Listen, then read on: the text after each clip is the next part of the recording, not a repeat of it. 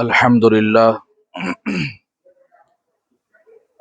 لله نحمده ونستعينه ونستغفره ونؤمن به ونتوكل عليه ونعوذ بالله من شرور أنفسنا ومن سيئات أعمالنا من يهده الله فلا مضل له ومن يضلل فلا هادي له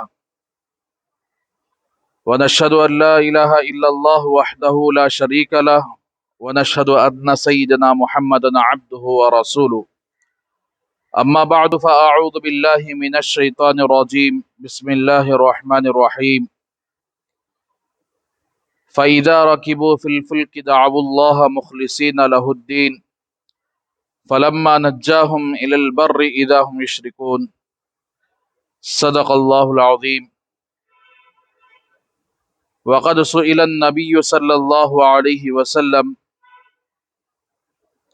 ما الدين يا رسول الله صلى الله عليه وسلم قال رسول الله صلى الله عليه وسلم الدين النصيحة أو كما قال صلى الله عليه وسلم اللهم صل على سيدنا محمد وعلى آل سيدنا محمد وبارك وسلم اللهم صل على سيدنا محمد وعلى آل سيدنا محمد وبارك وسلم اللهم صل على سيدنا محمد وعلى آل سيدنا محمد وبارك وسلم رب اشرح لي صدري ويسر لي أمري واحلل عقدة من لساني يفقهوا قولي. معزز خواتین، اللہ تبارک و تعالیٰ کا بڑا ہی احسان اور فضل ہے کہ اللہ نے ہم سب کو یہاں پر جمع فرمایا اور اللہ کے دین کی کچھ باتیں کہنے اور سننے کے اللہ نے ہم سب کو توفیق عطا فرمائی. معزز خواتین، تمام چیزوں کو نفع دینے والا، نقصان دینے والا، عزت دینے والا، ذلیل کرنے والا، خوشیاں دینے والا، مصیبتوں کو ٹالنے والا، ہر چیز کا مالک اللہ ہے. اور اللہ کو چھوڑ کر ساری کائنات کے اندر کوئی چیز ایسی نہیں ہے جو اللہ کو چھوڑ کر کسی دوسرے انسان کو نقصان پہنچائے یا نفع دے دے. اللہ کا حکم ہوتا ہی ہے تو تبھی تو بارش پڑتا ہے، اللہ کا حکم ہوتا ہے تبھی تو سورج نکلتا ہے، اللہ کا حکم ہوتا ہے چاند اور ستارے یہ سب نکلتے ہیں، رات اور دن اللہ کے حکم سے چلتی ہے، بارشیں اللہ کے حکم سے نازل ہوتے ہیں، زمین کے اندر جو پودا نکلتا ہے وہ اللہ کے حکم سے نکلتا ہے، اس کے اوپر جو پھل لگتے ہیں وہ بھی اللہ کے حکم سے ہوتے ہیں. تو غیر دنیا کی ہر چیز اللہ کے حکم کے ساتھ ہوتی ہے اور نفع نقصان اللہ ہی کے حکم کے ساتھ ہوتا ہے. لیکن آج سے 1400 سال پہلے رسول اللہ صلی اللہ علیہ وسلم دنیا میں تشریف لانے سے پہلے مشرکین مکہ اللہ کو مانتے تھے، اللہ کے اوپر ان کو یقین تھا، لیکن ان کی سب سے بڑی زیادتی یہ تھی، سب سے بڑا ظلم یہ تھا کہ ان لوگوں نے اللہ کو کامل القدرت نہیں سمجھا. یعنی کامل قدرت اللہ ہی کی ہے، ساری کائنات کا نظام اللہ ہی چلاتے ہیں، ساری کائنات کے اندر انسانوں کو پیدا کرنے والے، جانوروں کو پیدا کرنے والے، ہر چیز کو کا رزق دینے والے، یہ سب اللہ ہی کرتے ہیں. جہاں ضرورت پڑتی ہے بارش بھی وہ اللہ ہی نازل فرماتے ہیں. تو یہ کامل قدرت جو اللہ کی ہے اس کو نہیں مانتے تھے، اللہ کو مانتے تھے.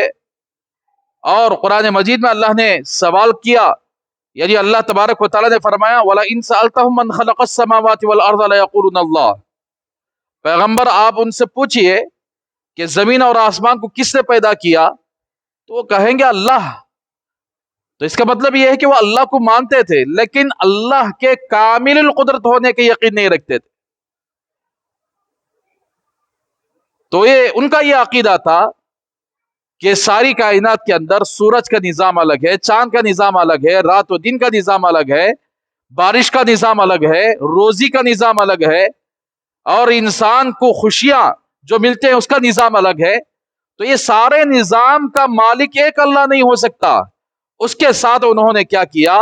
بتوں کو بنایا، طرح طرح کے بت بنا کر انہوں نے ایک ایک بت کو ایک ایک چیز عطا کر دی، کہ ایک بت کو انہوں نے بارش برسانے والا بت سمجھ لیا، کہ یہ بت کے سامنے ہم جا کر یہ بت کی پوجا کریں گے تو یہ بت اللہ سے سفارش کرے گا کہ بارش برسائے تو بارش برسے گی۔ ایک بت ہوگا جو شفا دینے والا ہوگا، اس کے سامنے ہم عبادت کریں گے تو یہ اس کا کام ہوگا۔ تو اس طرح ان لوگوں نے سارے بتیں بانٹ لیے تھے۔ ان کے بڑے بڑے بت تھے، لات ایک بت کا نام ہے، عزا ایک بت کا نام ہے، منات ایک بت کا نام ہے، حبل ایک بت کا نام ہے۔ قرآن مجید میں بھی اللہ تبارک و تعالیٰ نے بعل ایک بت کا نام ہے۔ تو قرآن مجید میں اللہ نے ایک جگہ فرمایا اتدعون بعل وتذرون احسن الخالقین، کیا تم بعل بت کو پکارتے ہو اور اللہ کو چھوڑ دیتے ہو جبکہ اللہ نے تمہیں خوبصورت طریقے سے پیدا کیا۔ وَلَقَدْ خَلَقْنَا الْإِنسَانَ فِي أَحْسَنِ تَقْوِيمٍ، اللہ نے جو پیدا کیا انسان وہ اللہ اکبر لاجواب، اس کی تخلیق کی کوئی مثال نہیں دی جا سکتی۔ اور ایسی تخلیق اللہ نے فرمائی، ایسا پیدا فرمایا کہ سارے کائنات کے اندر جتنے انسان پیدا ہوئے ہیں، کسی انسان کی آنکھ ایک انسان کی کاپی نہیں ہو سکتی۔ دیکھنے میں تو آنکھ برابر ہے، لیکن ایک انسان کی آنکھ اسی انسان کو ملتی ہے، وہ آنکھ دوسرے انسان کو نہیں ملتی۔ اور جو ہاتھ کے اندر جو نشانات ہیں، یہ نشانات ہر انسان کے الگ الگ، گھر کے اندر 5 بیٹے ہوتے ہیں، 5 بیٹوں کے ہاتھ کے نشان الگ ہیں، 5 بیٹوں کے آنکھیں الگ ہیں۔ اسی لیے آدھار کارڈ یا پاسپورٹ کے موقع پر آنکھ کو نکالا جاتا ہے اور ہاتھوں کی انگلیوں کے نشان دیے جاتے ہیں، اس لیے کہ ان لوگوں کو بھی پتا ہے کہ ایک انسان کی ہاتھ کی لکیریں دوسرے انسان کو نہیں ملی تو اندازہ لگاؤ وہ کتنا بہترین پیدا کرنے والا ہے۔ آج دنیا کے اندر بہت سارے کمپنیاں موجود ہیں، لیکن ایک کو دیکھ کر دوسرے کو دیکھ کر کاپی بنایا جاتا ہے، کاپی لی جاتی ہے، سیم بنایا جاتا ہے، کوئی فرق نہیں ہوتا اس کے اندر۔ لیکن اللہ نے انسانوں کو پیدا کیا، شکل و صورت الگ، گھوڑوں کی شکل الگ، اونٹوں کی شکل الگ، بکریوں کی شکل الگ، ہر چیز کی شکل الگ الگ اللہ نے بنائی ہے۔ کبھی اللہ تبارک و تعالیٰ ایسا نہیں ہوا کہ گھوڑے کے پیٹ کے اندر یعنی اونٹ کو پیدا کر دے، یا اونٹ کے پیٹ کے اندر گھوڑے کو پیدا کر دے، یا گھوڑے کی صورت کو یعنی اونٹ کی صورت لگا دے، یا اونٹ کی صورت کو گھوڑے کی شکل لگا دے، یا بکریوں کی شکل کو بھینس کی صورت لگا دے۔ کبھی اللہ تبارک و تعالیٰ کسی چیز کے اندر جس چیز کو جیسا پیدا کرنا ہے، جس چیز کو جیسی صورت اور شکل بنانی ہے، اللہ تبارک و تعالیٰ نے ویسے بنایا ہے کائنات کے اندر۔ تو اسی لیے اس میں ساری کائنات میں ہزاروں مخلوقات کو اللہ نے پیدا کیا ہے، اس میں بہترین انسان کو اللہ نے پیدا کیا، اور ایسا انسان جسے اللہ نے اشرف المخلوقات کے لقب سے عطا فرمایا۔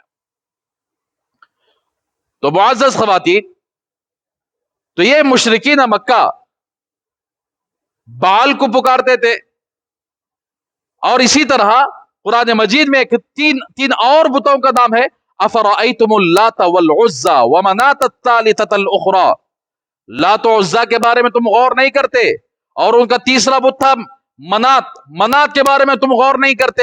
یہ صرف لکڑی کے بنے ہوئے بت ہیں، یہ پتھروں کے تراشے ہوئے بت ہیں، وہ نہ کسی ان کے اوپر کوئی مکھی آ کر بیٹھ جائے تو مکھی کو ہلانے کی طاقت نہیں رکھتے، یہ سب بے جان ہیں۔ یہ کسی انسان کو نہ بارش دیتے ہیں، نہ کسی انسان کو وہ رزق دیتے ہیں، نہ کسی انسان کو خوشیاں دیتے ہیں، نہ کسی انسان سے وہ مصیبتیں ہٹا سکتے ہیں۔ یہ سب کے سب بے جان چیزیں ہیں۔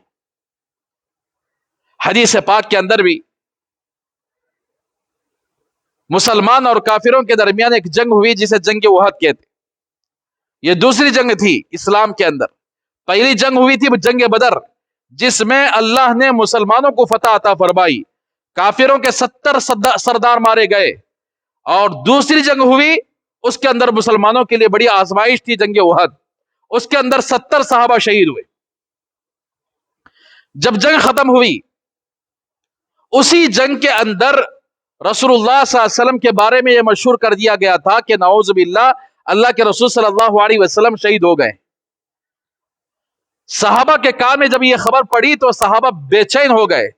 بہت سارے صحابہ اس نیت سے شہید ہو گئے کہ اب اللہ کے نبی دنیا کے اندر موجود ہیں، ہم زندہ رہ کے کیا فائدہ، چلو جا کر شہید ہو جائیں۔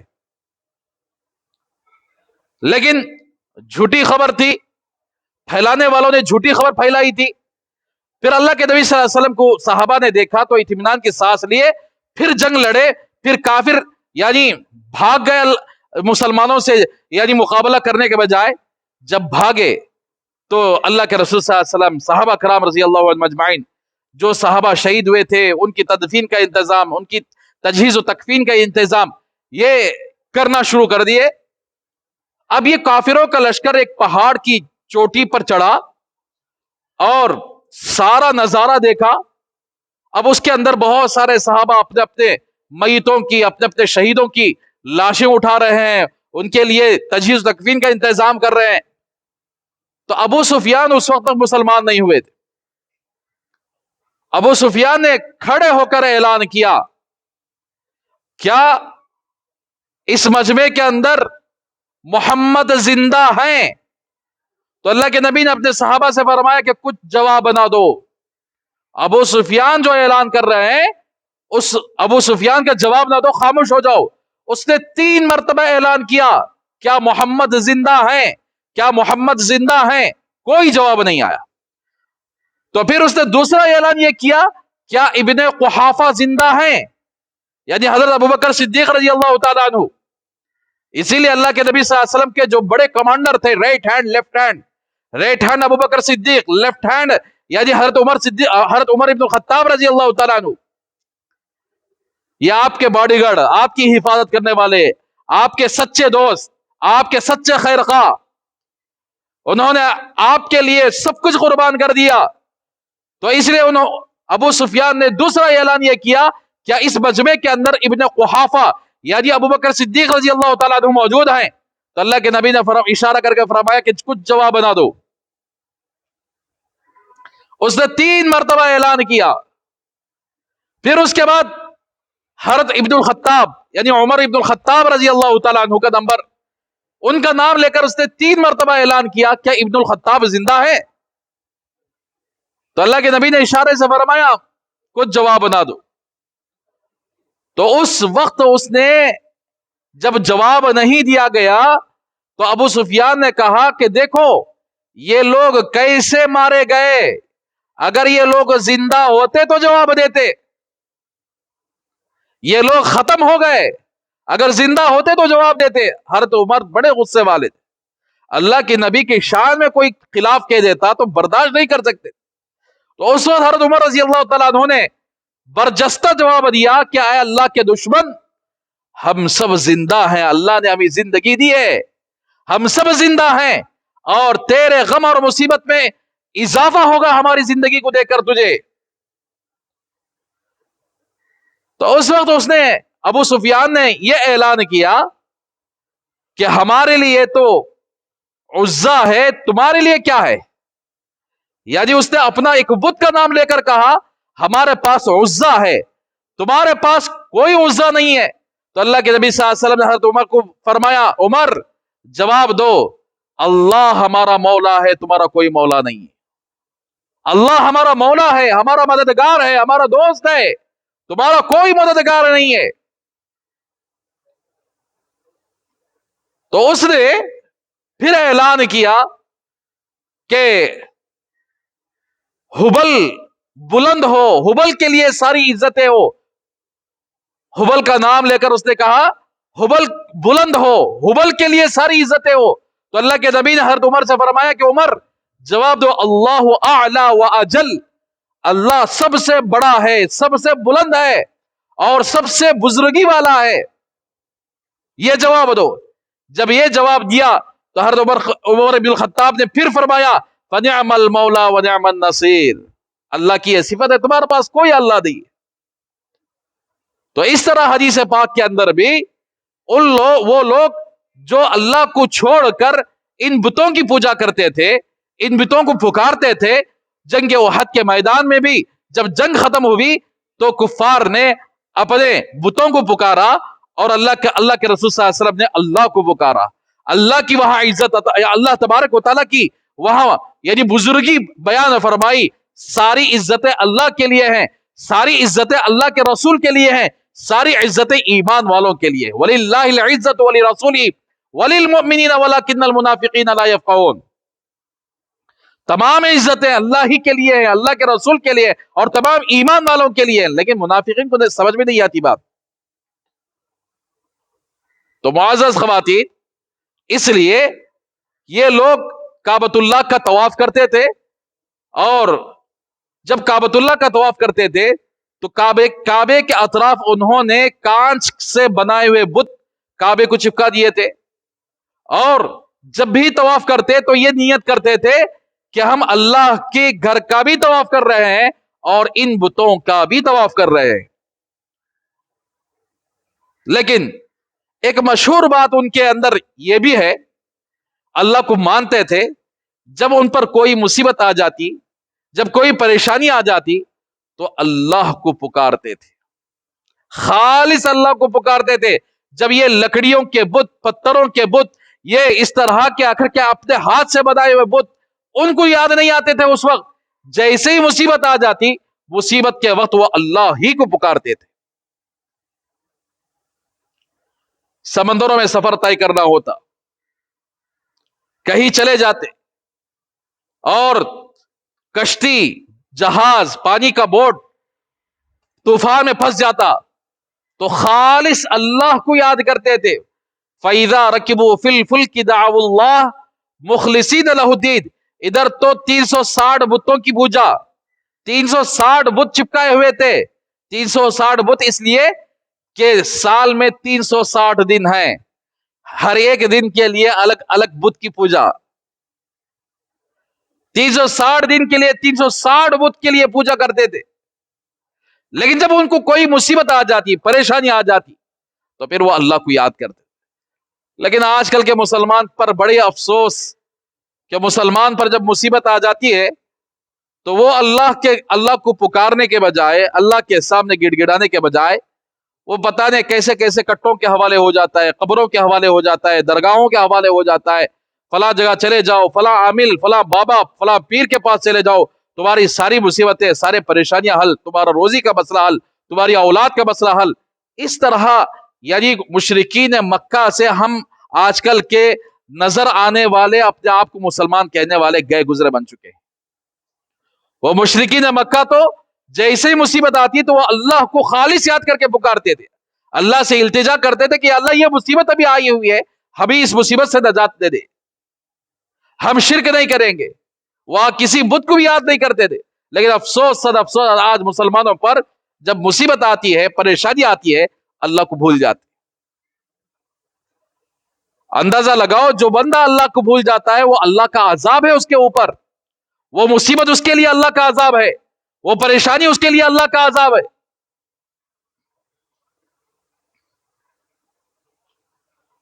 تو اس طرح مشرکین مکہ جب اللہ تبارک و تعالیٰ ان کو طوفان سے، مصیبت سے نجات دیتے، پریشانی سے نجات دیتے، فَلَمَّا نَجَّاهُمْ إِلَى الْبَرِّ إِذَا هُمْ يُشْرِكُونَ، جب ان کو طوفان سے نجات دے کر خشکی کی طرف اللہ لے آتے تو پھر وہ شرک کرنا شروع کر دیتے. نہیں، ہماری جان بچ گئی، جاؤ فلاں بت کے نام پر جانور کو ذبح کرو، ہماری جان بچ گئی، فلاں بت کے نام پر نذر و نیاز چڑھاؤ. تو بہرحال مشرکین مکہ کا یہ حال تھا. مکے کے اندر کعبۃ اللہ کے ساتھ انہوں نے کھلواڑ کیا، کعبۃ اللہ کے ساتھ انہوں نے مذاق کیا، کعبۃ اللہ کے ساتھ انہوں نے غلط استعمال کیا، بتوں کو رکھ کر اللہ تبارک و تعالیٰ کی بے حرمتی کی، اللہ کے دین کی بے حرمتی کی، نبی کو ستایا. اور دوسری چیز، میں نے آپ کے سامنے ایک حدیث تلاوت فرمائی، وقد سئل النبی صلی اللہ علیہ وسلم، رسول اللہ صلی اللہ علیہ وسلم سے پوچھا گیا، مدین یا رسول اللہ، دین کیا چیز ہے یا اللہ کے رسول؟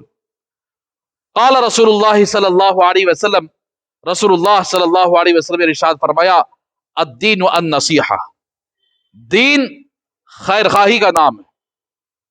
دین سراسر خیر خواہی، اچھا چاہنا، ہر ایک کے سلسلے میں اچھا تصور کرنا, اس کے بارے میں خیر خواہی طلب کرنا, اس کے بارے میں آ کر کیا ہے غلط سوچنا نہیں, اس کو نقصان پہنچانے کا ارادہ نہیں. تو سب کے ساتھ بھلائی کرنے کے معاملے کو دین کہتے ہیں. پورے سمندر کو اللہ کے نبی نے ایک چھوٹے باٹل میں بھر دیا ہے. اس کے اندر اگر آپ کے سامنے تشریح کرو تو کئی گھنٹے لگ جائیں گے. الدین و النصیحہ. اولاد ہے, اللہ نے اولاد دیے, بیٹا اور بیٹیاں دی ہیں, بچے دی ہیں, تو ماں باپ کا اولاد کے سلسلے میں کیا خیر خواہی ہے, کیا بھلائی چاہنا ہے؟ اولاد اللہ نے دی ہے تو ماں باپ کو چاہیے کہ اولاد کو دین سکھائے, ان کے حق میں خیر خواہی ہے. اولاد کے دل کے اندر اللہ کا ڈر اور خوف بٹھائے, یہ اولاد کے حق میں خیر خواہی ہے. اولاد کو نماز کا طریقہ سکھلائے, اولاد کے لیے خیر خواہی ہے. اولاد کو گالیاں دینے سے بچائے, اولاد کے لیے خیر خواہی ہے. اولاد کو ناچ گانا, فلم, ٹی وی اور یہاں تک کہ کارٹونز دیکھنے سے بچائے, یہ اولاد کے حق میں خیر خواہی ہے. اولاد کو گانے سے بچائے, گانا سننے سے بچائے, فلم ٹی ویاں دیکھنے سے بچائے, اور ان کو اللہ اور اس کے رسول کے طریقے پر ڈھالنے کی کوشش کرے, تو یہ اولاد کے حق میں خیر خواہی ہے. کب ماں باپ اولاد کے دشمن بنتے ہیں, کب ماں باپ اولاد کے شرخواہ برائی چاہنے والے بنتے ہیں؟ جب ماں باپ اپنے اولاد کے ہاتھ میں بڑا فون دے دے, جب ماں باپ اپنے اولاد کے لیے یعنی دین کے بارے میں سوچنا چھوڑ دے, ان کو دنیا دار بنانے کی کوشش کرے, صبح اٹھتے ہی اسکول کی فکر کرے اور بچوں کے ایمان اور دین کی فکر نہ کرے, صبح شام ہوتی ان کے ٹیوشن کی فکر کرے, ٹیوشن نہ جانے پر مارے, ان کو سزا دے, لیکن ان کو نہ عربی پڑھنے پر, قرآن پڑھنے پر, یعنی قرآن کو چھوڑنے پر ان کی کوئی فکر نہ کرے. یہ اولاد بڑے بدترین اولاد, یہ ماں باپ بڑے بدترین ماں باپ ہیں جنہوں نے اپنی اولاد کے ساتھ بڑا نقصان کا معاملہ کیا, برائی کا معاملہ کیا. یہ اچھے ماں باپ نہیں ہیں. اسی طریقے سے کوئی گھر کے اندر کام کرنے والے موجود ہوں, جیسے کہ آج کل یعنی کام کرنے والے لوگ آتے, ان کے ساتھ بھی خیر خواہی. ان کے ساتھ خیر خواہی کیا ہے؟ اللہ کے رسول صلی اللہ علیہ وسلم نے فرمایا کہ اپنے ماتحت میں جو لوگ ہیں, چاہے غلام ہو چاہے باندیاں ہو, جو تم کھاتے ہو ان کو کھلاؤ, جو تم پہنتے ہو ان کو پہناؤ, جیسا تم اپنے آپ کو رہنا پسند کرتے ہو ویسا ان کو کرو. غریب ہے بول کر نیچی نگاہ نکال کر نہ دیکھو, ان کو حقیر نہ دیکھو. اللہ نے تمہیں اپنے فضل سے مال عطا فرمایا ہے, اور کسی مصلحت کی وجہ سے اللہ نے ان کو مال نہیں دیا ہے, لیکن کسی غریب کو حقیر نگاہ سے دیکھنا, کسی کمزور آدمی کو حقیر نگاہ سے دیکھنا, یہ اللہ کو پسند نہیں ہے. تو بہرحال ان کے حق میں خیر خواہی کیا ہے کہ جو کھاتے وہ کھلاؤ, جو پہنتے وہ پلاؤ. آج کل ہمارے گھروں میں کیسا بولے تو کوئی آدمی مانگنے والا آتا ہے اور کہتا ہے کہ بھائی بھوک لگی ہے, کچھ کھانا کھلا دو. گھر کے اندر بول دیں گے وہ باسی کھانا ہے کیا, دیکھو ذرا باسی کھانا ہے. تم جس باسی کھانے کو کھانا پسند نہیں کرتے ہو, کیا اس آدمی کو کھلاتے ہو؟ کیا وہ تمہاری طرح انسان نہیں ہے؟ کیا تمہاری طرح اس کے پاس دل نہیں ہے؟ کیا تمہاری طرح اس کے لیے احساسات نہیں ہے؟ تو اللہ کے نبی کا فرمان ہے کہ جو تم کھاتے ہو اس کو کھلاؤ, جو تم پہنتے ہو اس کو پہناؤ. اللہ کے نبی صلی اللہ علیہ وسلم کے زمانے کا واقعہ, حضرت ابو ذر غفاری رضی اللہ تعالیٰ ایک صحابی ہے, حضرت عروہ ابن سوائد رضی اللہ تعالیٰ عنہ ایک مرتبہ حضرت ابو ذر رضی اللہ تعالیٰ عنہ کو دیکھا بہترین سوٹ پہنے ہوئے. سوٹ بولے تو یہ انگریز کا سوٹ نہیں جو آج کل انگلش والے پہنتے نہیں. مسلمان بچے بھی شادیاں گیدیاں ہیں بولے تو انگریز بن جاتے ہیں. مسلمان بھی وہاں بننا پسند نہیں کرتے, شادیوں میں جانے کے لیے انگریز بن کر جاتے. مسلمان بچے لڑکے بڑے شوق سے انگریز کا لباس پہن کر بڑے یعنی شان کے ساتھ جاتے ہیں کہ آج ہمیں آ کر کے یہ شادی میں شرکت کر رہے ہیں انگریز بن کر.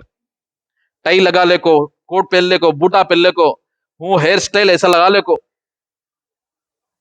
ہمارے نوجوانوں کو اللہ کے نبی کا طریقہ پسند نہیں ہے, اللہ کے نبی کا سٹائل پسند نہیں ہے. تو وہ زمانے کے اندر ایک ایسا کوٹ آتا تھا جسے قمیص کہتے ہیں. حضرت ابو ذر رضی اللہ تعالیٰ عنہ وہ قمیص پہنے ہوئے ہیں ان کا ایک غلام تھا، وہ بھی قمیص پہنے ویسا انہوں جیسا پہنے کی ویسا.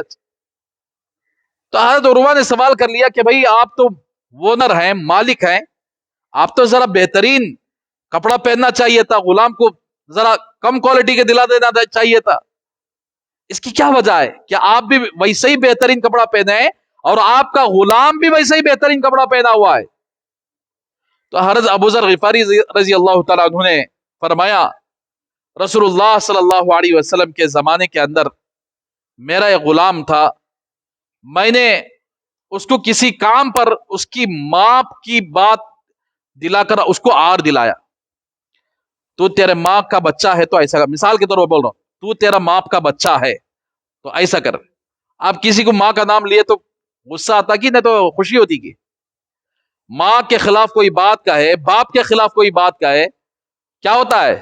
انسان کو غصہ آ جاتا ہے. تو وہ غلام تھا تو اللہ کے نبی صلی اللہ علیہ وسلم کی خدمت میں آ کر شکایت کر دی، یا رسول اللہ میرا اونر ابو ذر اس طرح میری ماں کا نام یعنی بول کر آر دلا رہے ہیں. تو سمجھو کہ اللہ کے رسول صلی اللہ علیہ وسلم حضرت ابو ذر کو بلائے اور فرمایا کہ ابو ذر تمہارے اندر یہ جاہلیت کی صفت نہیں گئی ہے، تمہارے اندر جاہلیت کی خصلت ابھی بھی موجود ہے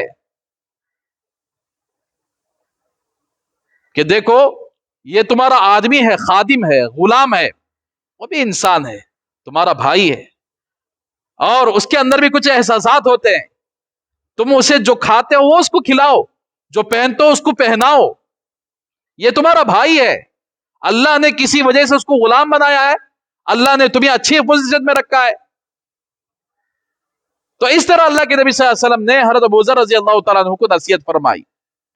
تو اللہ کے نبی کی نصیحت جب صحابہ سن لیتے کیا کرتے تھے؟ ہماری تمہاری طرح ایک کان سے سن کر ایک کان سے نہیں چھوڑتے تھے، بلکہ صحابہ کی عادت یہی تھی کہ جیسے اللہ کے نبی کی زبان سے کوئی بات خیر کی سن لیتے کہ یہ کرنا ہے یہ چھوڑنا ہے تو زندگی بھر کے لیے وہ کر لیتے، زندگی بھر کے لیے جو چھوڑنا ہے وہ اس کو چھوڑ دیتے.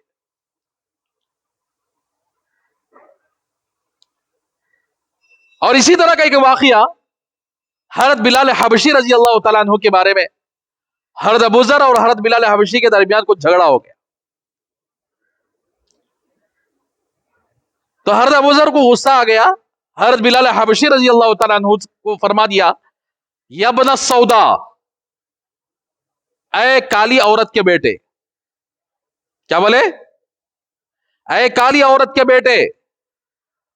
اب ایک تو حضرت بلال رضی اللہ تعالیٰ عنہ اللہ کے نبی صلی اللہ علیہ وسلم کے شروع زمانے میں جب آپ صلی اللہ علیہ وسلم کو نبی بنایا گیا اس وقت غلام تھے اور ان کی شکل و صورت بھی بڑی کالی تھی، اور ایک دم کفار مکہ حضرت بلال کو بڑے حقیر نگاہ سے دیکھتے تھے، بڑے کم تر نگاہ سے دیکھتے تھے. لیکن اللہ کے نبی نے حضرت بلال حبشی کو ایسی عزت عطا فرمائی، اللہ اکبر، پوری زندگی کے لیے مؤذن بنا دیا، پوری زندگی اللہ کے نبی صلی اللہ علیہ وسلم کے سامنے آزاد دیا کرتے تھے.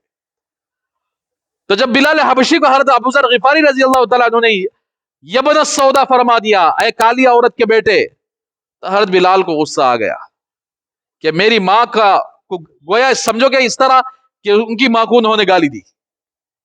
اللہ کے نبی صلی اللہ علیہ وسلم کے سامنے آ گیا اور شکایت کر دی کہ یا رسول اللہ حضرت ابو ذر غفاری رضی اللہ تعالیٰ عنہ نے مجھے آ کر کیا یبن السودا کہہ دیا، کالی عورت کے بیٹے کہہ دیا. تو اس وقت اللہ کے نبی صلی اللہ علیہ وسلم بلائے حضرت ابو ذر کو اور فرمایا کہ ابو ذر تمہارے اندر زمانے جاہلیت کی خصلت اور عادت آج تک نہیں گئی ہے، بلال تمہارے بھائی ہے. اللہ اکبر.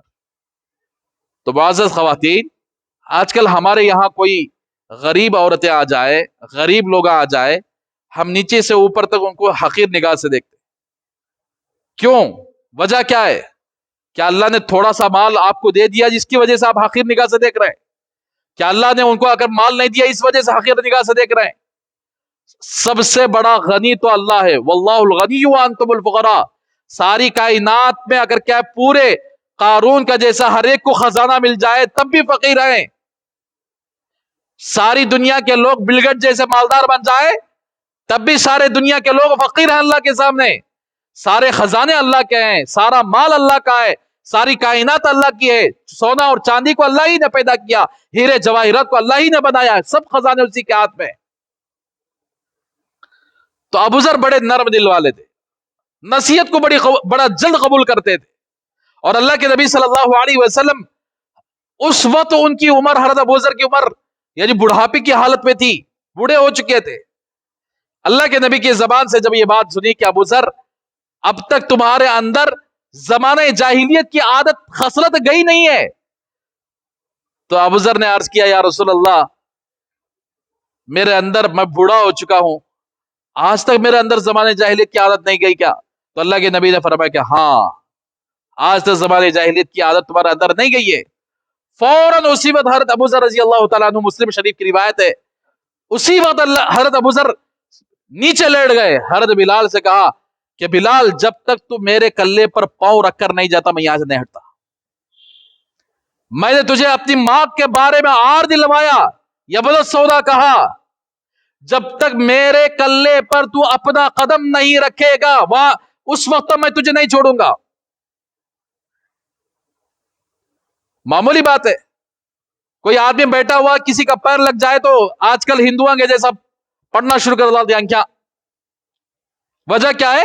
کسی آدمی کا پیر کسی انسان کو لگنا یہ بے ادبی سمجھا جاتا ہے، خلاف ادب سمجھا جاتا ہے.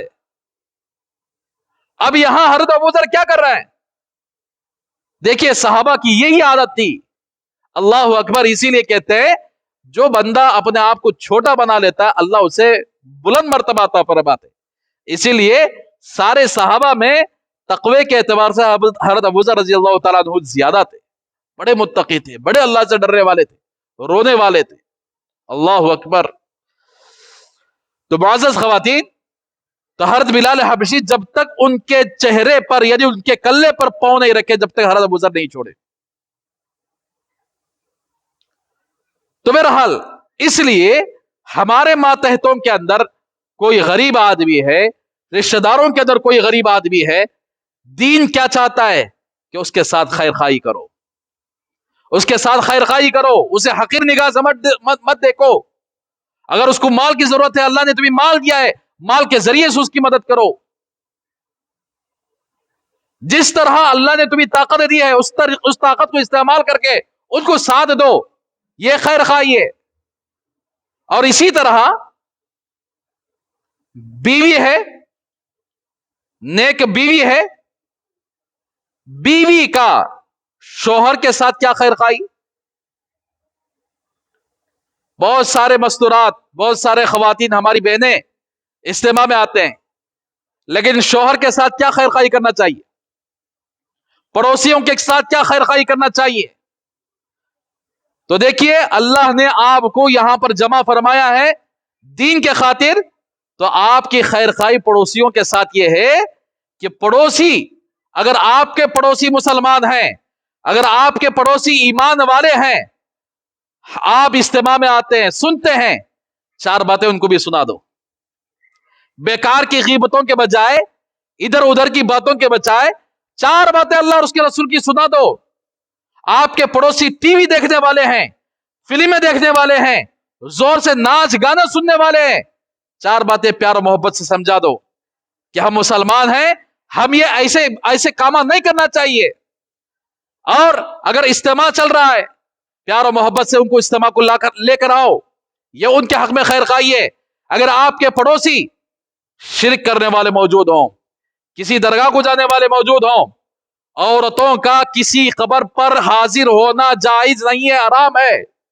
کسی قبر کی زیارت کرنا عورتوں کے لیے جائز نہیں ہے، چاہے کتنا بھی بڑا ولی کیوں نہ ہو، چاہے کتنے بھی بڑے اللہ والوں کی قبر ہی کیوں نہ ہو. جاؤ مدینہ طیبہ کے اندر، اور اللہ کے رسول صلی اللہ علیہ وسلم ساری کائنات میں سب سے افضل اور سارے نبیوں میں سب سے افضل، ان کے قبر کے پاس بھی عورتوں کو زیارت کرنے کی اجازت نہیں ہے. جب اللہ کے نبی کی قبروں کی زیارت جائز نہیں ہے تو اللہ کے ولیوں کی قبروں کی زیارت کیسے جائز ہوگی؟ کیسے عورتیں کسی درگاہ کے پاس جا کر، کسی قبروں کے پاس جا کر زیارت کر سکتے ہیں؟ تو آپ کے پڑوسی اگر اس طرح قبروں کی زیارت کرنے والی موجود ہو، پیار و محبت سے سمجھاؤ. عورتوں کے لیے کسی قبر کی زیارت کرنا جائز نہیں ہے. اگر سب سے زیادہ حق بنتا ہے انسان پر تو اس کا ماں باپ کا حق بنتا ہے. माँ बाप के कब्रों को जाकर देखो, देखिए कोई औरत आकर जियारत कर दी जाएगी। कब्रिस्तान में किसी औरत को आने नहीं देते। वजह क्या है? सबसे ज्यादा उन अल्लाह वालों से भी ज्यादा हक माँ बाप का बनता है। अल्लाह और उसके रसूल के बाद सबसे ज्यादा हक इंसान का उसके माँ बाप पर होता है। माँ बाप के कब्रों की जियारत, अल्लाह के रसूल के यानी रोजे अतहर की जियारत जायज नहीं है, तो फिर दरगाहों के पास औरत को जाकर जियारत करना कैसे जायज होगा? जाना कैसे जायज होगा? तो मुअज़्ज़ज़ ख़वातीन, अगर आपके पड़ोसी इस तरह का काम करते हैं, कोई फातिहा दिलवाने वाले, कोई 11वीं करने वाले, कोई इस तरह का नाजायज और बिदात के काम करने वाले हैं, आप इज्तिमा को आए हैं, आप सुने हैं, ये सब नाजायज काम है, शरीयत के अंदर इसका कोई असल नहीं है, शरीयत का उसका कोई ताल्लुक नहीं। प्यार मोहब्बत से समझाओ कि हमारे शरीयत के अंदर ये काम नहीं है। ये पड़ोसियों के साथ खैर खाई है, उनके साथ भलाई चाहना है। और इसी तरीके से शौहर, औरतों की शादी हो गई, बच्चियों की शादी हो गई, शौहर का बड़ा हक बनता है। सबसे ज्यादा औरत पर उसके शौहर का हक ज्यादा है। औरत अपने शौहर के साथ क्या हक अदा करे, क्या खैर खाई करे? अगर शौहर नमाज नहीं पढ़ने वाला है, प्यार और मोहब्बत से समझाओ कि नमाज कितनी अहमियत की चीज है। अगर शौहर दीन से दूर है, मस्जिदों से दूर है, प्यार और मोहब्बत से समझा, अगर उसको मस्जिद को भेजने वाले बन जाए। इसलिए कि मर्द औरत की बात बड़ी जल्द तरीके से कबूल कर लेता है, लेकिन औरत सोचना चाहिए क्या मेरा शौहर भी जन्नती आदमी बन जाए, मेरा शौहर भी दीनदार बन जाए। और किसी औरत का शौहर दाढ़ी कटाने वाला हो, दाढ़ी मुड़ाने वाला हो, आप सुने हैं कि अल्लाह के नबी पूरी जिंदगी कभी दाढ़ी को हाथ नहीं लगाए। हाथ नहीं लगाने का मतलब क्या? नहीं काटे, नहीं मुड़ाए। सारे सहाबा दाढ़ी रखे, सारे अंबिया दाढ़ी रखे, सारे औलिया दाढ़ी रखे। अगर किसी औरत का शौहर दाढ़ी मुड़ाने वाला हो, उसे प्यार और मोहब्बत से समझाए कि मेरे अल्लाह के नबी की सुन्नत है, ये दाढ़ी का काटना हराम है, दाढ़ी का काटने वाले से अल्लाह नाराज होते हैं, दाढ़ी का काटना गुनाह कबीरा है। प्यार और मोहब्बत से समझाए। अगर किसी औरत का शौहर सूद खाने वाला हो, घर के अंदर सूद का पैसा लेकर आ रहा हो, या किसी चिट्ठियों का पैसा लेकर आ रहा हो, या बैंक में लोन लेकर अपने घर का गुजारा कर रहा हो, या अपनी दुकान का गुजारा कर रहा हो, ऐसी सूरत में प्यार और मोहब्बत से समझाए कि ना जायज है, इससे घर के अंदर बरकतें खत्म हो जाती है। अगरचे मियां बीवी चाहे तहज्जुद गुजार क्यों ना हो, सूद का पैसे के जरिए से घर चल रहा है, सूद के पैसे के जरिए से यानी दुकान चल रही है, तो समझो कि वो घर भी गारत हो जाएगा और दुकान भी गारत हो जाएगी। अगर किसी औरत का शौहर धोखा देकर कमाने वाला हो, झूठ बोलकर कमाने वाला हो, आपको मालूम है धोखा देना, झूठ बोलकर कमाना, वो पैसा भी ऐसा ही जैसा सूद का पैसा है, उससे भी जिंदगियां खत्म हो जाती हैं। तो अपने शौहर को प्यार और मोहब्बत से समझाओ। इसीलिए अल्लाह वाले फरमाते हैं कि अपने घरों के अंदर तालीम को जिंदा करो।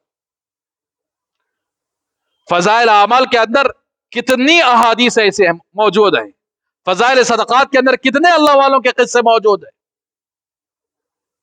सहाबा सहाबियात के किस्से, छोटे बच्चों के किस्से, छोटे बच्चों के अंदर दीन के जज्बे कैसे थे, कुरान की तिलावत पर क्या अजर मिलता है, कुरान की तिलावत के क्या फजीलतें हैं, जिक्र के क्या फजीलतें हैं।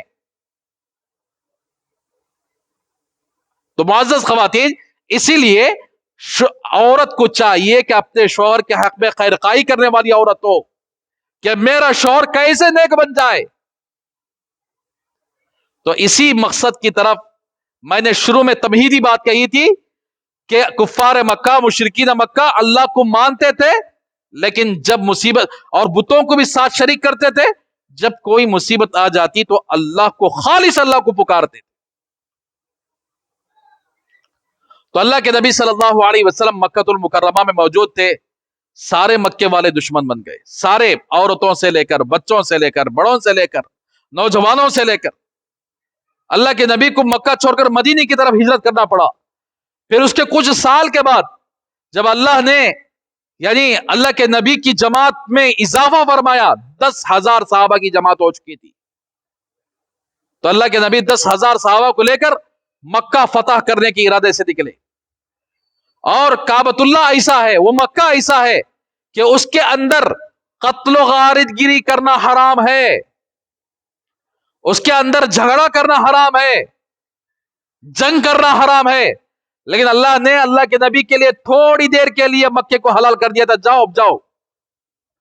لیکن اللہ کے نبی صلی اللہ علیہ وسلم کی خواہش یہی تھی کہ مکہ جائیں لیکن لڑائی نہ ہو، بغیر لڑائی ہی کے ہی مکہ مسلمانوں کے ہاتھ میں آ جائے، مکہ مسلمانوں کا مرکز بن جائے، دار الخلافہ بن جائے۔ اللہ کے نبی کی یہی چاہت، لیکن اللہ نے حلال کیا تھا اگر لڑائی کی نوبت آ جائے، جنگ کی نوبت آ جائے تو کچھ دیر کے لیے اللہ نے، کچھ وقت کے لیے اللہ نے مکے کے اندر جنگ کو حلال کیا تھا۔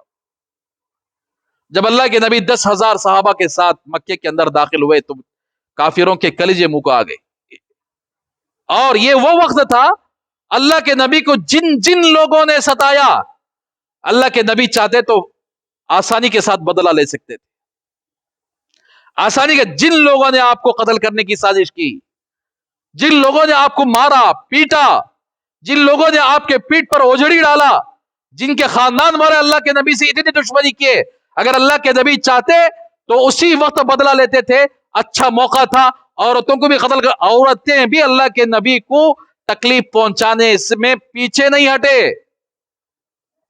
کتنی عورتوں کے سلسلے ابو لہب کی بیوی کیا کرتی تھی، اور کیسی کیسی عورتیں اللہ کے نبی سے دشمنی کرتی تھی، تو اللہ کے نبی چاہتے بدلہ لے سکتے تھے۔ تو اللہ کے نبی نے اس وقت اعلان فرمایا، جو کوئی مسجد حرام میں آ جائے اس کے لیے امن ہے، اس کے ساتھ کوئی چھیڑ چھاڑ نہیں کی جائے گی، اس کے ساتھ لڑائی نہیں کی جائے گی، اسے قتل نہیں کیا جائے گا۔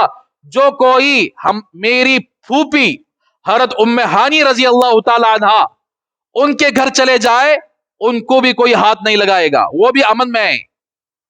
جو کوئی ابو سفیان کے گھر چلے جائے، میرے چچا، ان کو بھی کیا ہے؟ امن ہے، ان کو بھی کوئی چھیڑ چھاڑ نہیں کرے گا۔ جو کوئی اپنے گھر کے دروازے بند کر کے اپنے گھر کے اندر رہ جائے، ان کو بھی نہیں، ان کو بھی امن ہے، ان کو بھی کوئی چھیڑے گا نہیں۔ اتنے سارے اعلان کرنے کے باوجود بھی 11 مرد اور کچھ عورتیں تھی، اللہ کے نبی نے صاف اعلان کر دیا، انہوں جہاں ملے ان کو قتل کر ڈالو۔ اس میں سے سر فہرست جن کا نام تھا حضرت اکرمہ رضی اللہ تعالی عنہ، بعد میں رضی اللہ عنہ بنے۔ یہ اکرمہ کون ہے؟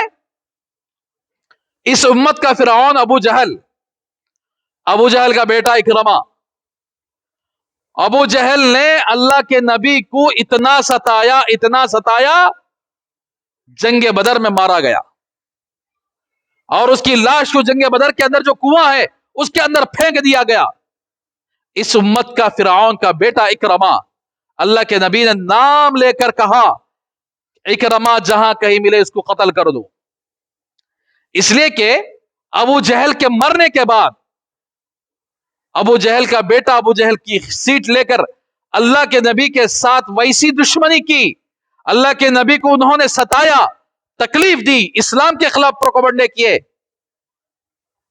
تو اس لیے اللہ کے نبی صلی اللہ علیہ وسلم نے ان 11 مردوں میں سب سے پہلی فہرست، سب سے پہلا نام جن کا لیا وہ اکرمہ کا تھا۔ لیکن اللہ کی عجیب قدرت دیکھیے، اسی لیے کہتے ہیں انک لا تہدی من احببت ولکن اللہ یہدی من یشاء۔ پیغمبر، آپ جسے چاہیں ہدایت نہیں دے سکتے، لیکن اللہ جسے چاہتے ہیں ہدایت دیتے۔ اللہ کے نبی کی چاہت تھی کہ ان کے چچا کلمہ پڑھ لے، لیکن اللہ نے ان کے حق میں ہدایت نہیں لکھی تھی۔ اب یہاں دیکھیے اکرمہ، جو اس امت کے فرعون کا بیٹا، جس نے پوری زندگی اللہ کے نبی سے دشمنی کی، جیسے اعلان سنا مکہ چھوڑ کر فرار ہو گئے۔ यमन की तरफ चले गए और उनकी बीवी थी हजरत हकीम बिनत हिजाम रजी अल्लाह तआला अन्हा। अल्लाह के नबी की खिदमत में हाजिर होकर कुफ्र शिरक के तौबा करके मुसलमान हो गए। अब ये इकरमा यमन की तरफ रवाना हो गए और यमन पहुंचकर उन्होंने किसी और जगह हबशा जाने का इरादा कर लिया कि अब मक्के को मैं वापस लौट कर नहीं आऊंगा, मैं किसी और जगह जाकर अपनी जान बचाकर अपनी जिंदगी गुजार लूंगा। तो इसलिए उन्होंने क्या किया, यमन में पहुंचने से पहले कश्ती में सवार हुए। कश्ती में सवार होने के बाद जैसे ही कश्ती समंदर के अंदर पहुंची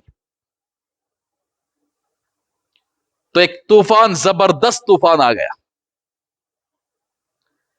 और जैसे ही तूफान आया तो उनकी कश्ती डूबने के करीब हो गई। तो उस वक्त इकरमा बैठकर कश्ती में कभी लात को पुकारते, लात मेरी हिफाजत कर दे, हमारी कश्ती को बचा ले।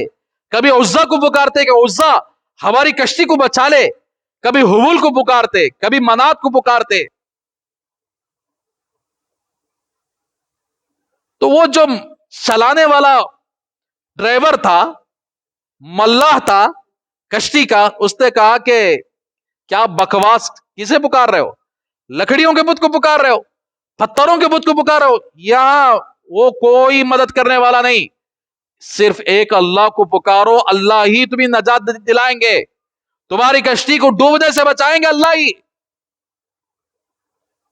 उस वक्त हर इकरमा के दिल में आया कि या अल्लाह, मैं सच्चे दिल से कहता हूं कि आप मेरी हिफाजत कर दे, आप मेरी कश्ती को तूफान से बचा ले।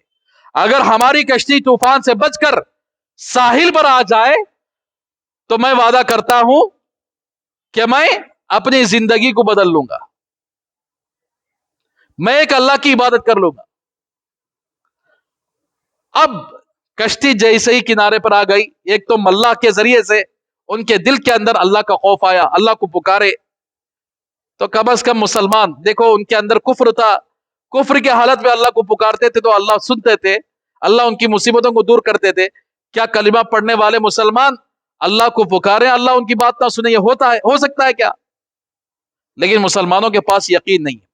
मुसलमानों के पास वही यकीन है कि फला कट्टे के पास चले जाए तो हमारा काम बन जाएगा, फला दरगाह के पास चले जाए, अल्लाह उनको उनके हवाले कर दिए।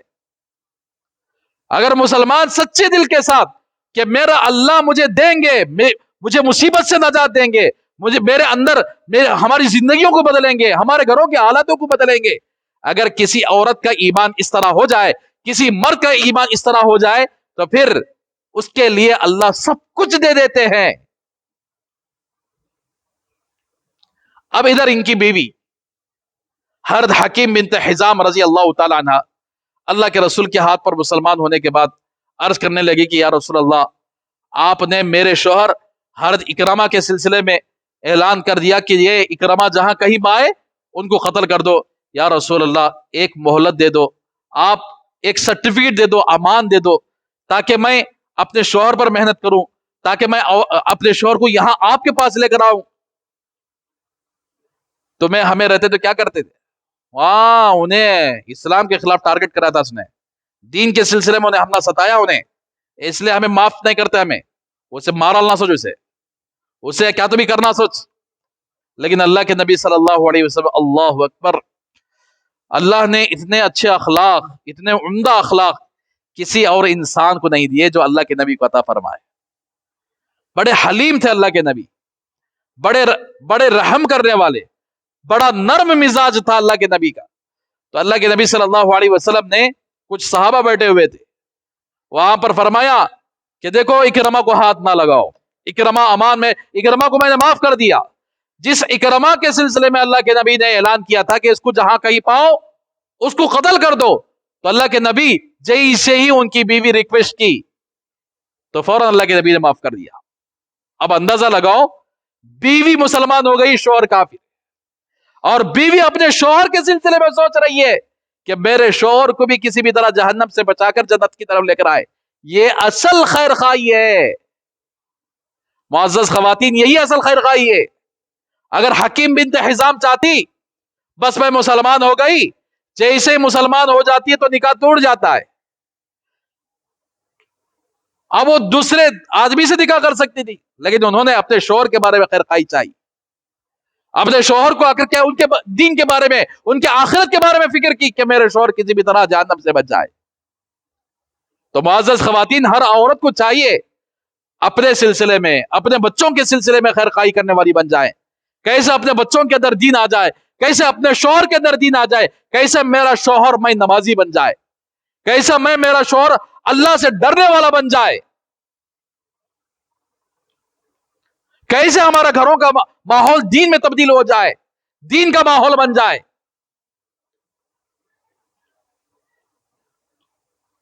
तो अल्लाह के नबी ने अमान की सर्टिफिकेट दे दी, भाई इकरमा को कुछ हाथ नहीं लगाए, कोई भी हाथ नहीं लगाएगा। अब अपने शौहर के पीछे निकल गई कि अब मेरा शौहर कहां चला गया, उनकी तलाश में निकल गई। अब ये जैसे ही यमन पहुंचे, हजरत इकरमा साहिल पर थे, अब ये ढूंढते ढूंढते हजरत हकीम बिनते हिजाम यमन पहुंच गई। अब यमन में ढूंढती ढूंढती अपने शौहर को पाली, मुलाकात हो गई। शौहर से सबसे पहली बात यही कही कि इकरमा कहां जा रहे हो, चलो मेरे साथ मक्के को। अल्लाह के नबी सल्लल्लाहु अलैहि वसल्लम के सिलसिले में 3 जुमले, बेहतरीन जुमले हजरत हकीम बिनते हिजाम ने फरमाया कि देखो अल्लाह के नबी कौन है, वो सबसे ज्यादा लोगों में सिला रहमी करने वाले, सिला रहमी का तो सबसे ज्यादा रिश्ता नाता जोड़ने वाले, रिश्तों को काटने वाले नहीं। आज तुम्हें हमें किसी औरत का सास से झगड़ा हो गया, जिंदगी भर के लिए बात छोड़ दी, किसी सास का बहू से झगड़ा हो गया, बहू से जिंदगी भर के लिए बात छोड़ दी, और कहीं ये शौहर के घर वालों से झगड़ा हो गया तो हमेशा के लिए उनको, जिंदगी मरे तक मैं उनके घर को जाती नहीं, उन्होंने हमारी सूरत देखना नहीं, हमें उनकी सूरत देखना नहीं, हमें उनके जनाजे में आते नहीं, उन्होंने हमारे जनाजे में आते नहीं, फिर क्या लेके जाते हैं खबर को, यही अजाब लेकर जाएंगे, रिश्ता नाता तोड़ने का अजाब लेकर जाएंगे। तो मुअज़्ज़ज़ ख़वातीन, इसीलिए कहते हैं शबे बरात में, शबे कदर में, रमजान में, चाहे औरत पूरा रमजान रोजा रखे, चाहे पूरा रमजान दुआओं में बैठ जाए, शबे कदर मिल जाए, तब भी रिश्ता तोड़ने वाला मर्द, रिश्ता तोड़ने वाली औरत की मग़फ़िरत नहीं। जर्रे ईगो के वास्ते अपने आखिरत को बर्बाद कर रहे हैं लोग आजकल, जरा घमंड, मैं बात करना क्या उनको, हमें जाना क्या उनको, शादी को बुलाई नहीं हमना, हमारा इकराम करे ना उन्होंने, पकड़ा नहीं हमना। भाई पकड़ाने वाले क्या है, इज्जत तो इंसान देता है क्या, इज्जत तो अल्लाह देंगे, चाहे पकड़ा ले ना पकड़ा लिए। हमें घर को गए भाई, बात भी करें नो, बात करें तो उनका उनके ऊपर वबाल है। तो मुअज़्ज़ज़ ख़वातीन, इसीलिए रिश्ता अल्लाह के नबी सल्लल्लाहु अलैहि वसल्लम के सिलसिले में हज़रत हकीम बिन हिज़ाम ने फरमाया, किसकी तरफ से मैं अमान लेकर आई हूं, सर्टिफिकेट लेकर आई हूं, वो कौन है, वो सबसे ज्यादा रिश्ता नाता जोड़ने वाले। अगर अल्लाह के नबी रिश्ता नाता तोड़ने वाले होते, मक्के के अंदर जिन रिश्तेदारों ने आपको सताया, तकलीफें पहुंचाए, अल्लाह के नबी सबसे पहले हुक्म जारी करते सबको कत्ल कर दो, नहीं फरमाया सबके लिए माफी है, जो घर के अंदर चला गया उसके लिए भी माफी है। क्या इकरमा से ज्यादा हमारे रिश्तेदार हमारे साथ दुश्मनी की है क्या, अबू जहल से ज्यादा सताए। इसलिए मुअज़्ज़ज़ ख़वातीन, आप घरों को जोड़ना चाहती हैं तो इंशाअल्लाह घर जुड़ जाएगा, आप ही की वजह से अल्लाह घर को जोड़ देंगे। अगर आप घरों को तोड़ना चाहती हैं, खानदानों को तोड़ना चाहती है, तो फिर आप सबसे बड़ी मुजरिम होंगी। जो घरों को तोड़ता है, जो रिश्तेदारों को तोड़ता है या तोड़ती है, वो उस वक्त तक जन्नत में दाखिल नहीं हो सकती जब तक कि इसकी सजा भुगत ना लिया जाए।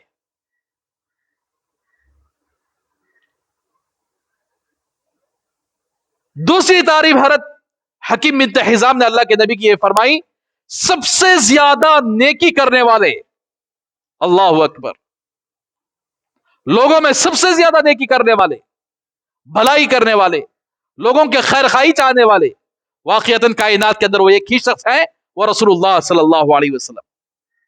और तीसरी बात, कायनात में सबसे अफजल इंसान मोहम्मद रसूलुल्लाह सल्लल्लाहु अलैहि वसल्लम, उनकी तरफ से मैं अमान लेकर आई हूं। आपकी जान के लिए अमान है, आप फिक्र मत करो, आप मेरे साथ मक्का वापस आ जाओ, मैं अल्लाह के नबी की खिदमत में हाजिर करूंगी, कुफ्र और शिर्क से तौबा करके ईमान कबूल कर लो। तो इकरमा के दिल के अंदर पहले से बात आई थी कि उन्होंने देखा था अल्लाह की मदद को, कि अल्लाह ने उनको मुसीबत से कैसे बचाया। तो उनके दिल में यही बात आई थी कि जो अल्लाह समंदर के अंदर मुसीबत से बचाता है, वही अल्लाह खुशी के अंदर भी मुसीबतों से बचाने वाला है, वही अल्लाह जानों की हिफाजत करने वाला है। मेरे हक में तो ऐलान हो चुका है कत्ल होने का, लेकिन हिफाजत करने वाला कौन है? अल्लाह है। तो बीवी की बात को मान लिया, ठीक है चलो मैं आने के लिए तैयार हूं। अब बीवी साथ लेकर निकली वापस। दरमियान में आमतौर पर मियां बीवी थे, लेकिन बीवी मुसलमान हो गई थी, अभी इकरमा भी मुसलमान नहीं हुए थे। तो आपस में मियां बीवी के ताल्लुकात का ख्याल इकरमा पर आया। इकरमा ने अपनी बीवी से पेश किया कि मैं मियां बीवी के ताल्लुकात कायम करना चाह रहा हूं। तो हज़रत हकीम बिनत हिजाम का जवाब सुनिए कि अब तुम्हारा मुझ पर, मेरे साथ ताल्लुकात कायम करना, मुझको हाथ लगाना हराम है, इसलिए कि मैं मुसलमान हूं, आप मुसलमान नहीं।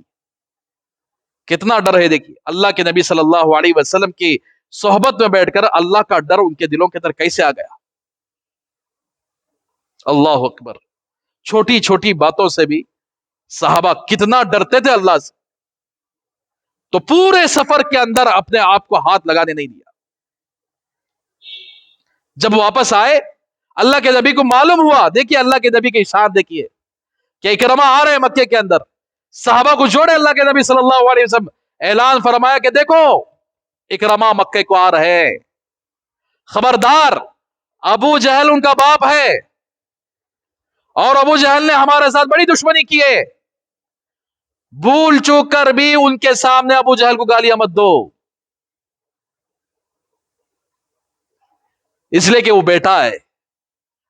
मुर्दे को गालियां देने से जिंदे को तकलीफ होती है, बेटे को तकलीफ होती है, इसलिए उसके बाप को बुरा भला मत कहो।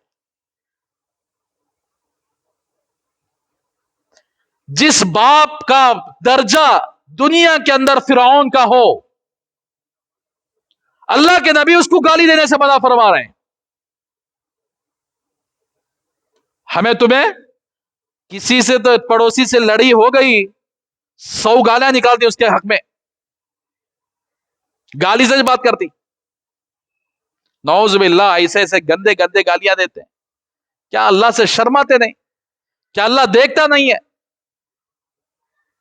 बच्चों को भी गालियां सिखाते, छोटे छोटे बच्चे गालियां दे, माँ बाप खुश हो जाते हैं, वाह क्या अच्छी गाली देता है देखो। तो मुअज़्ज़ज़ ख़वातीन, कुरान मजीद में अल्लाह तबारक व तआला ने यहां तक भी फरमा दिया, वला तसुब्बुल्लज़ीना यदऊना मिन दुनिल्लाहि फयसुब्बुल्लाह अदवन बिगैरि इल्म। तुम जो काफिर जिन बुतों की वो पूजा कर रहे हैं, उनको भी गाली मत दो। अगर तुम काफिरों के बुतों को गाली दोगे तो दुश्मनी में वो अल्लाह को गालियां देंगे, तो अल्लाह को गाली देने का सबब कौन बने? तुम बने। इसीलिए अल्लाह के नबी ने फरमाया कि अपने माँ बाप को गालियां मत दिया करो। साहबा ताज्जुब होकर पूछने लगे, या रसूल अल्लाह, क्या कोई अपने माँ बाप को गाली दे सकता है? तो अल्लाह के नबी ने फरमाया कि हाँ, वो कैसे? कोई आदमी किसी के माँ बाप को गाली दिया, वो इसके माँ बाप को उल्टा गाली देगा, तो अपने माँ बाप को गाली देने का जरिया खुद बना। तो इसलिए मुअज़्ज़ज़ ख़वातीन, जबान को हिफाजत करो, जबान की हिफाजत करो, किसी को गाली मत दो, किसी को बुरा भला मत कहो, जबान के जरिए से किसी की पीठ पीछे बुराई मत किया करो, अपनी जिंदगी सही तरीके से गुजारो। अगर आप 100% दीन पर आ जाएंगे तो आपका सारा घराना आ जाएगा इंशाअल्लाह। आप 100% अपने शौहर के बारे में खैर-खाई करेंगे तो इंशाअल्लाह बच्चे भी नेक बन जाएंगे, शौहर भी नेक बन जाएंगे, घराना सब नेक बन जाएगा। जब घराना नेक रहेगा, उस घर के ऊपर अल्लाह की रहमतें आएंगी, बरकतें आएंगी। दुनिया ही के अंदर जन्नत नजर आएगी दुनिया ही के अंदर। तो अल्लाह के नबी ने सहाबा से मना फरमा दिया कि उनके बाप को बुरा भला मत कहो, उनका इकराम करो। और हजरत इकरमा जैसे ही मक्के के अंदर दाखिल हुए, अल्लाह के नबी सल्लल्लाहु अलैहि वसल्लम के पास आए, तो अल्लाह के नबी खुद उनका इस्तकबाल फरमाए। अल्लाह के नबी के हाथ पर उन्होंने मुसलमान इस्लाम कबूल कर लिया और इकरमा से इकरमा रज़ी अल्लाह अन्हु बन गए। और पूरी जिंदगी उन्होंने जिस तरह यानी जमाने जाहिलियत के अंदर उन्होंने जितना इस्लाम के खिलाफ दुश्मनी की थी, उससे ज्यादा हर इकरमा रज़ी अल्लाह तआला अन्हु ने इस्लाम की हिफाजत में, इस्लाम को फैलाने में पूरी जिंदगी लगा दी। तो अब इकरमा के मुसलमान होने में जरिया कौन बनी? उनकी बीवी। बीवी ने सोचा कि मेरा शौहर जहन्नम से कैसे बच जाए, जन्नत में दाखिल हो जाए। इसे बोलते हैं अद्दीन व अन्नसीहा। दीन सरासर खैरखाई है। तो बीवी है अपने शौहर के हक में खैरखाई करे, शौहर है अपनी बीवी के हक में खैरखाई करे कि शौहर को चाहिए कि मेरी बीवी कैसे नेक बन जाए, मेरी बीवी के अंदर कैसे दीनदारी आ जाए, कैसे पर्दा करने वाली बन जाए। तो मुअज़्ज़ज़ ख़वातीन, इसीलिए कहते हैं अपने घर के अंदर बच्चियां हैं, अपने पड़ोस में लोग औरतें हैं, उनके हक में भी खैरखाई चाहना चाहिए कि कोई पड़ोस में बेपर्दगी के साथ फिर रही है, प्यार और मोहब्बत से समझाओ कि औरत को अल्लाह ने पर्दा दिया है, पर्दे के अंदर रहा करो। गलियों में जाहिलियत की तरह कर घुमा मत किया करो। तो बहरहाल मुअज़्ज़ज़ ख़वातीन, इसीलिए अल्लाह तबारक व तआला ने यानी हम सबको यहां पर जमा फरमाया है कि दीन के खातिर हम दीन के लिए हम पूरी जिंदगी यानी हमारे जिंदगी के अंदर, हमारे शौहर के अंदर, हमारे बच्चों के अंदर, हमारे घर के अंदर कैसे दीनदारी आ जाए, उसी का नाम खैरखाई है। इसलिए बीवी अपने शौहर के हक में, अपनी औलाद के हक में, यहां तक कि औरत अपने पड़ोसियों के हक में, अपने रिश्तेदारों के हक में खैरखाई यही है कि उनके अंदर कैसे दीन आ जाए, ये हर औरत फिक्र करना चाहिए। इसीलिए आजकल बहुत सारे हमारी माए बहनें छुट्टियों में जाके हैं, इसलिए कि बच्चों की छुट्टियां चलते हैं ना, इतना ज्यादा छुट्टी में मत लगाओ कि आजकल हमारे अल्हम्दुलिल्लाह समर कैंप, समर कोर्स का भी आकर क्या है, उसका भी वो भी शुरू हो चुका है, समर कोर्स भी शुरू हो चुका है। बच्चे अल्हम्दुलिल्लाह आ रहे हैं, बहुत सारे बच्चे छुट्टियों में हैं। लिहाजा इसको गनीमत जानकर अपने बच्चों के अंदर दीन की बेदारी कैसा आ जाए, अपने बच्चों के अंदर दीन कैसा आ जाए, अपने बच्चों को यानी मस्जिद के हवाले करें और खुद भी आकर क्या है, देखिए 5 वक्त की नमाज की पाबंदी करें। हम अपने बच्चों को बोले हैं कि जो कोई 5 वक्त की नमाज की पाबंदी करेगा उसके लिए इनाम दिया जाएगा। माँ बाप नमाज की पाबंदी करके बच्चों को नमाज को भेजते हैं तो इंशाअल्लाह वो घराना अच्छा रहेगा। माँ बाप उस टांग उठाकर सो गए फजर में, माँ बाप उस नहीं उठ रहे तो बच्चे क्या उठेंगे? माँ बाप फजर में उठना चाहिए, 5 वक्त की पाबंदी करके बच्चों को भी साथ लेकर चलेंगे तो इंशाअल्लाह वो घराना बनेगा। और इसी तरीके से घर के अंदर कुरान पाक की तिलावत रोजाना करने का मामूल बनाए, रोजाना कम से कम एक पारा कुरान पाक की तिलावत करने का मामूल बनाए और रोजाना घर के अंदर बैठकर पूरे अफराद बैठकर जिक्र करें, पूरे अफराद बैठकर। इज्तिमाई जिक्र में बहुत सारे फायदे, अल्लाह की खास फजाइल अमल के अंदर हजरत ने ढेर सारी हदीसें लिख दी है, ढेर सारे आकर क्या फजाइल इज्तिमाई जिक्र के सिलसिले में लिखे हैं। तो लिहाजा घर के अंदर बैठकर सारे अफराद बैठकर जिक्र का माहौल बनाए और इसी तरह तालीम भी करें, फजाइल अमल की तालीम रोजाना घर के अंदर सारे अफराद बैठकर तालीम करेंगे तो इंशाअल्लाह तालीम की बरकत से हमारी जिंदगियों के अंदर दीन आएगा। और इसी तरीके से इज्तिमा के अंदर बहुत बहुत सारे ऐसी बहनें हैं जो घरों में रहते हुए भी इज्तिमा को नहीं आते, तो उनके हक में खैरखाई यही है कि आपके जरिए से वो औरत बदल जाए, आपके जरिए से यानी आपके बुलाने की वजह से कोई एक बात ऐसी यानी इज्तिमा में सुन ले और वो अपनी जिंदगी से में तौबा करके सही रास्ते पर आ जाए, तो बुलाने वाले लोग है ना जो बुलाकर लाते हैं इज्तिमा को, पूरा जब तक ये जिंदगी में यानी नेक काम करती रहेंगी, यानी तौबा करने की वजह से जितने आमाल होंगे वो अजर आकर इनको भी मिलता रहेगा, इनको भी मिलता रहेगा। तो लिहाजा अगला इज्तिमा आते हुए अपने पड़ोसियों को, अपने रिश्तेदारों को यानी लाने की कोशिश करें इज्तिमा में। और अगर किसी भी सिलसिले में, दीन के सिलसिले में मसाइल पूछना हो, कोई भी आकर क्या डाउट पूछना हो, तो चिट्ठी के जरिए से आकर क्या है डाउट पूछ सकते हैं। लिहाजा अल्लाह से दुआ करें कि अल्लाह तबारक व तआला हम सब को इन बातों पर अमल करने की तौफीक अता फरमाए। अल्लाह तबारक व तआला हम सब को ہر ایک کا خیر خواہ بنائے. شوہر ہے تو بیوی کا خیر خواہ بنائے, بیوی ہے تو شوہر کا خیر خواہ, ماں باپ ہے تو اولاد کے خیر خواہ بنائے, پڑوسیوں کے خیر خواہ بنائے. ہم ہر ایک آدمی کی بھلائی سوچنے والے بن جائے, ہر ایک کو بھلائی یعنی بھلائی کی طرف بلانے والے بن جائے اور بھلا کرنے والے بن جائے. کسی کو نقصان پہنچانے سے, دشمنی کرنے سے, رشتہ ناتا کاٹنے سے اور یعنی خاندانوں کو ٹکڑے کرنے سے اللہ ہم سب کی حفاظت فرمائے.